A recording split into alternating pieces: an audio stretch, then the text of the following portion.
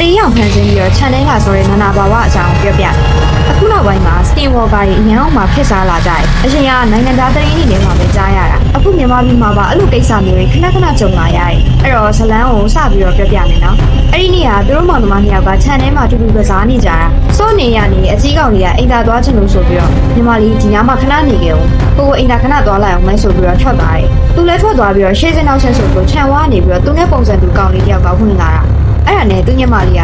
အိမ်သာသွားမယ်ဆိုဘယ်ကနေဝင်လာလဲလို့မျိုးဘာမှပြန်မဖြစ်ဘူးခလေးမလေးကလည်းဘာမှဆက်မမေးတော့ပဲနဲ့တူတူပုံတိုင်းကစားကြမယ်ဆိုပြီးတော့သူ့အကိုကြီးကိုလိုက်ခိုင်းတယ်တော်တော်ကြာတဲ့အထိခြေတံလည်းမကြားရဘာတံမှလည်းမကြားရတာနဲ့ပုံနေတဲ့နေရာကနေကောင်မလေးကထကြည့်တော့သူ့ကိုကမရှိတော့ဘူးအဲ့ဒါနဲ့ကောင်မလေးကသူ့ကိုပြန်လာရှာတာပေါ့။ဒါကြတော့မှအင်တာရီကထွက်လာတဲ့ကိုကဟဲ့ဒီဘာရှာနေရလဲလို့မေးတော့ကိုရက်ပဲသွားနေရလဲဒီမလေးကိုလည်းလာမရှာဘူး။ငါအင်တာသွားနေရနင့်ကိုပြောခဲ့တယ်လေလို့ပြောတော့သူကလည်းပြန်ငင်းတာပေါ့။အခုပဲအင်တာသွားမယ်ပြောတယ်။အခုပဲခြံဝါကနေဝင်လာတယ်။အခုပဲဒီလိုပုံတိုင်းကစားနေကြတာလေ။အခုကျတော့လေအင်တာရီကထွက်လာပြန်ပြီပေါ့။တကယ်တော့ခြံမီကနေဝင်လာတဲ့တယောက်ကကောင်လေးရောင်ဆောင်ထားတဲ့နာနာဘာဝဖြစ်နေတာလို့ပြေးပို့လာပါရဲ့ရှင်။ဒီကြားရလေးကိုမျှဝေတင်ဆက်ခွင့်ပေးတဲ့အကောင့်ပိုင်ရှင်လေးကိုကျေးဇူးများတင်ပါတယ်ရှင်။ဗီဒီယိုလေးတွေကို TikTok အပြင် YouTube နဲ့ Telegram ကနေလည်းအားပေးကြည့်ရှုနိုင်ပါတယ်ရှင်။ Telegram link ကို bio မှာချပေးထားသလို YouTube link ကိုတော့ Telegram မှာပင်ချပေးထားတဲ့ link ကနေတဆင့်ဝင်ရောက်ပြီးတော့အားပေးကြည့်ရှုနိုင်ပါတယ်ရှင်။